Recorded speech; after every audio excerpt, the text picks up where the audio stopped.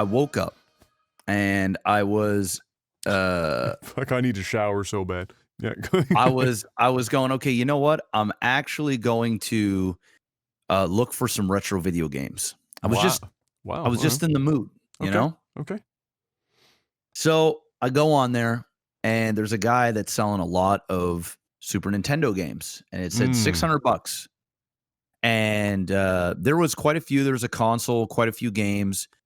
And they were priced, a little bit less than what they were worth, except for one specific picture. Now, this one specific picture had two games.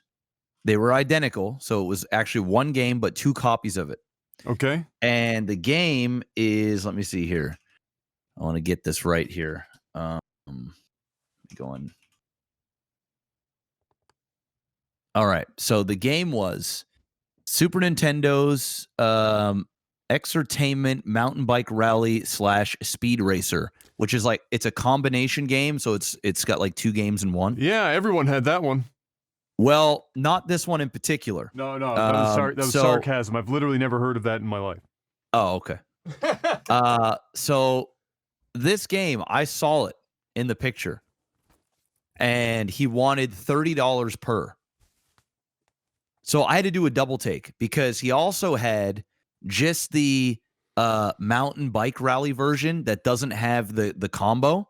Okay. And he had that complete in box. Now that one, complete in box, is still worth about $80, and the cart alone, it's not worth a whole lot because that one was fairly popular. But this one in particular is the rare variant, and he had two of them, and he had them with manuals. Okay. So I immediately messaged him. Now, the ad had already been up for like 9 or 10 hours. He must have did it like late the night before. There was already like 80, 90 people. So I know for sure some people, like collectors, picked up on this and saw this. So I messaged him and I said, hey, I'm interested in buying everything you have. I didn't give a fuck about any of the other stuff, really. But I was like, I'll buy it all. Because if you say you buy everything, they're more likely to sell it to you instead of just selling it to someone that's only going to buy a couple. Yeah, because they don't want to have to do like piecemeal. Multiple, exactly. And it's quarantine. You don't want to meet up with too many people. I'm like, I'll buy it all at once. And I said, I'll even give you more than what you're asking. I say, the only thing I ask is don't sell it. Don't sell it. I'll pay for it, and I'll pay more than asking. So the guy ends up shooting me a message. And he said, hey, you still interested in the games? I said, oh, because I've been looking at refreshing my email. Because I'm like, man, I want this. And there's a reason why. I'm going to tell you this in a minute. So I refresh. Finally, I see it. I still have the games, he said. I call him up. He gives me his phone number. I call him up. I say, hey, do you have all of the games? He said, well, a guy came here this morning and picked up 3 of them. I knew immediately. I said, hey, were they these games right here? I listed them off. He said, hey, honey, which ones did he buy again? Lo and behold, bought the games. They're gone. Now here's the kicker. This variant is one of the rarest Super Nintendo games on the planet. Oh, no. The game with the manual, $2,500 a piece. Oh, no. All day, every day. Oh, no. Yes. Oh. $5,000 worth of games gone. I'm effing chat for that one. Bro, here's the worst part. Oh, no. How much did you sell it for? I said, hey, man, do you mind if I ask you how much you sold those for? Oh, no. He said, yeah, I gave him a deal. $15 a piece. I almost threw up. This is what I said to him. Say it ain't so. I said, hey, man, I'm not even going to tell you how much those are worth. I'm not going to do that to you. And he said, okay. And he kind of did an awkward chuckle. I know after I said that, he went on the internet and he searched that shit. And man, dude, there was 2 of them. To see one, and there were good labels.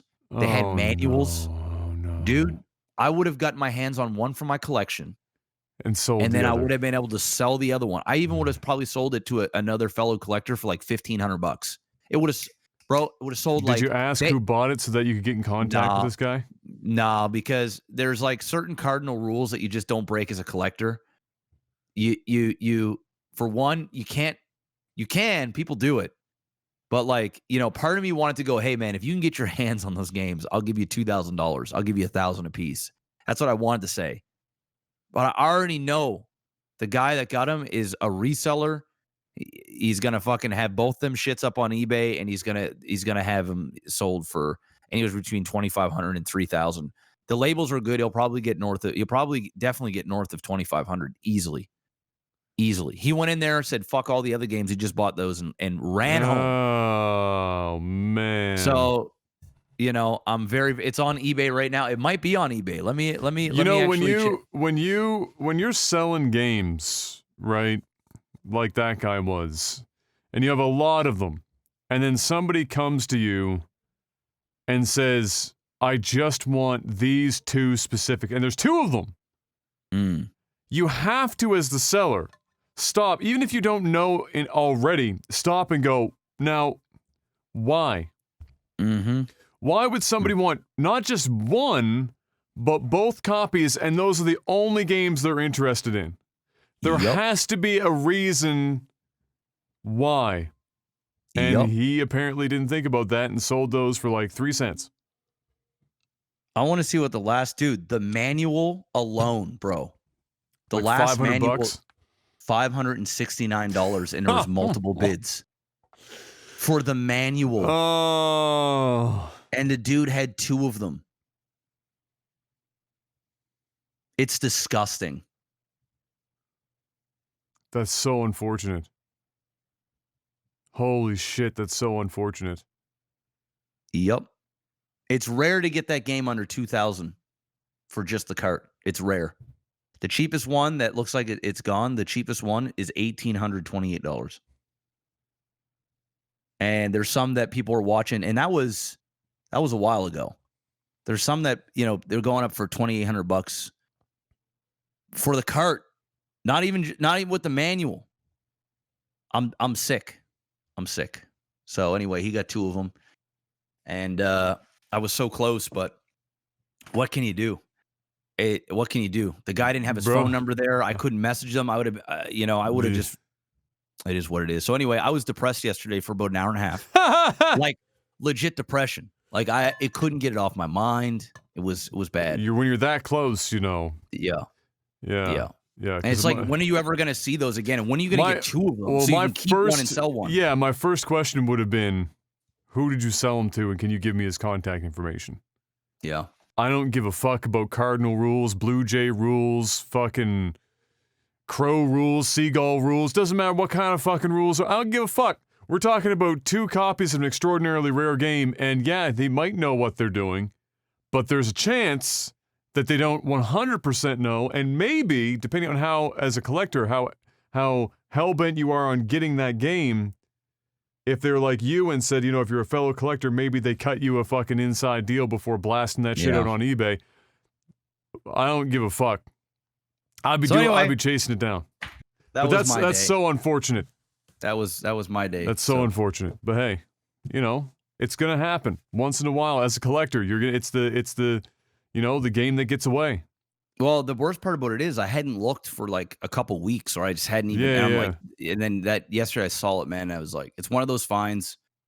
You have to be on the shit all the fucking time. You do. Otherwise, that's gonna happen. It's just the way it goes, right? So anyway, it is what it is. That was my week. When I was a kid, my mom sold an Elvis record worth $2 million with 4 other records for $1. I didn't even know there was an Elvis record worth $2 million. I'm not surprised. White people really like Elvis, bro. Like, a lot.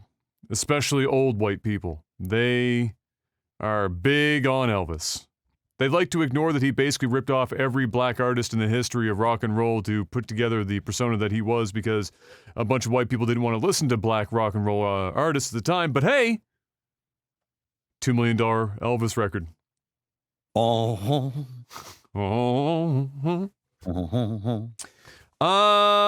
My week was another week. Yeah, Rip Little Richard, by the way, an actual pioneer of rock and roll. And most importantly, the writer and singer of the theme song to the Magic School Bus. Yes. The show that people of our vintage would have hoped that in school the teacher was getting lazy in science class and said fuck it and wheeled that tube TV cart down the hall and put on an episode of the Magic fucking School Bus and everyone got excited. However, my week was another week. The website is now fully functional and standing on its own. It happened. It took well over a year to make it happen, but the website is up. It is functioning. It is available worldwide. We had a weird CDN and host conflict there that was stopping some countries from accessing the website. That is fixed. Everything is running like butter. WarCouncilGaming.com is up and in the books. Final Fantasy VII Remake review has been up now for about a week or so and has received more positive than I would have expected in general, so that's been good. Miyagi is memeing because so I posted one of the websites that I go to source podcast news. I didn't have to this week because the community had us chock full of news, but oftentimes I go to a website, n4g.com, and it's basically I don't want to call it like Reddit for games kind of thing because that exists obviously, but it's similar to that in that it's curated content from many websites, big and small, from around the web for video game news, reviews, opinion pieces, all that stuff. Excuse me. And so you can post your own stuff on there and it has a chance of getting accepted. People become labeled contributors and then they can give the okay or the not so okay if an article actually makes the front page of the site. And I was like, well, front page? I said, well, fuck it. I'm a post this and see if it even gets accepted. So it gets accepted. It doesn't mean front page right away, but like it's accepted, so it's visible to the public if they're on the website, basically. And then, kind of like Reddit, they have it's not an upvote downvote system, but they have like an algorithm that looks at how many people are interacting with the article on the site, how many comments are going in, who's commenting, who's like, if there's like a lot of up and down votes on comments, is it spicy, is it not? And then that algorithm just determines the heat of that, the heat. Spike. So it starts at like 30 degrees or some shit and goes from there. And then you get further up. What site is this? n4g.com. And then N4G. and then it goes further up the page. And then if it's really spiced, then you get in the top bar of the page, which is normally where most of the like big news around the web that hangs out. And so I post that review, and I was like, I wasn't thinking that it was even going to get fully accepted because it was the first submission. I thought maybe I'd convince a couple of people to give it the okay. And sure as shit, for like the first hour and a half or so, it was 4 to 10. It needs 10 contributors to give it the okay. So I had 4 or 10. I was like, all right. It installed out there. I was like, okay, it's probably not going to make it this time. I'll put the next review up. And once they see more of my shit, it'll pop off eventually. Okay. So I go to stream. 7 hours later, after winning one of the greatest games of Monopoly ever played, I leave the stream and I boot up N4G, and I notice that the temperature on the review is 210 degrees, and I was like, spicy. I was like, wait, hold on now. And so I go to the site, and sure as shit, it was on the front page of the site, not in the top bar. It was on the front page. You didn't have to scroll. Motherfucker was basically right there. Oh, and I was like, all right, publicity. Now. What I knew was absolutely going to happen, because what you have to know about N4G is that for those who have been around gaming news and whatnot in communities and forums for a long time, is that we talk about here console wars. It's one of the dumbest fucking ideas ever. Great for marketing, but when it comes to like people on social media and shit, you get some full-blown crazy people. Most of them are kids. They're like 14, 15, 16 years old. N4G is kind of like GameSpot forums back in the day had an entire section called, literally, Console Wars. And it was like, if you thought Reddit was bad, if you went to the Console Wars forum on GameSpot in like 2005, holy shit. I'm checking it out now. Oh, it's spicy. It's spicy, right? Oh, it's spicy. Lots of salty fans in there. And so the first thing I mean, you gave it a 2. Yeah, which is fine. But you know what's funny? We'll talk about that. So I give it my reviews 2 out of 5 or whatever. But if you look at on the website, you read what 2 out of 5 means. It means that at 2 out of 5, the people who are likely, based on my opinion of the game, people who are fans of this series, if it is a series, are likely going to like it. Is what 2 out of 5 means. It just means that I have a lot of problems with not just the gameplay, but if there's like, you know, if I can get my hands on like the gameplay has issues, the story or the characters, whatever. Basically, what it came down to, I post this review up. I knew that since it hit the front, I was going to get fucking lambasted because for 2 reasons. One, this is like the most loved game of the year by miles because it's Final Fantasy VII Remake. 2. Nobody has ever heard of my ass, ever. I am a nobody. I am literally a nobody. And so, Not especially anymore. in this space, You're going to get spicy. nobody's heard about War Council Gaming before. I Bro, this is posted what you it need to do. myself. What you need to do is you just need to be spicy on every game review. And you got to own it. You got to own it, bro. Well, you got to know your niche. You got to know it. You got to own it. I'm not and you gotta be changing. unapologetic. I'm not You gotta go changing there. anything. Don't feed any of these trolls. Don't I'm even not write to feeding. them. No. Write Well, your shit. Well, here's the and- thing. So if you read the comments on it, right? If you read the comments on it, I responded to some of them. I was starting, and you look at the upvotes, and downvotes in the comments. I swayed. If you can't see it now, but from the start to the end, I swayed over 50% of the new people that came onto that article in my favor, to the point where other contributors were standing up for me saying, you guys are a bunch of, like, there's one guy who's like, if I read the guy, War Council Games comments and then your comments, you're the one obviously licking the salt mine walls. Like, if people, like, that article got spicy, bro. I didn't even think it was going to make it out of the fucking, like, gate. Gets to the front page, then it hits 310. Gets to the top bar of the fucking website. Bro, you need to be... Bro, you just need to spice it up. What you need to do is you need to go over the top, bro. You found your niche, right? If you're doing game reviews, bro, and you want as many people at your website and reading the work, you putting a lot of work into this shit. You gotta double down. Now you know what gets people fired up. Well, you know I knew that 2 out of 5 was gonna fire a lot of people up. Because everyone wants this game to get perfect 10s. But I didn't write it at 2 out of 5 because I was going to get clickbait. That was the thing that was hilarious. The first and number 1 comment, clickbait. And I was like, oh, fuck. Because like everyone calls everything that they don't agree with clickbait. It's the first thing. But when it's a review like this, I was like, oh, this is going to get me fucked. So they label clickbait. I respond to them. I'm like, well, if it's clickbait, I'm wasting my time because I have no ads on the website. I run no ads on YouTube. I don't take free games from developers. So if I'm clickbaiting, it is the worst fucking money-making clickbait scheme of all time. Nobody's heard of me or whatever. You need to run what they do now. They know now. Hey, so now next time you do another review, make it spicy. I don't need to make it spicy because all it takes to be spicy. I'm gonna keep it fucking 100. All you need to do to be spicy in today's video game review is not be a shit reviewer. If I'm going to be real, and not just look at games where everything exists between a 7 and a 10. You know how review score systems work right now? Nobody uses anything below a fucking like 6. You know how review scores work? It goes 1, 1, 1, 1, 1, 1, 7, 8, 9, 10. That's exactly how the fucking review systems work across the internet right now, and has been for years. It's bullshit.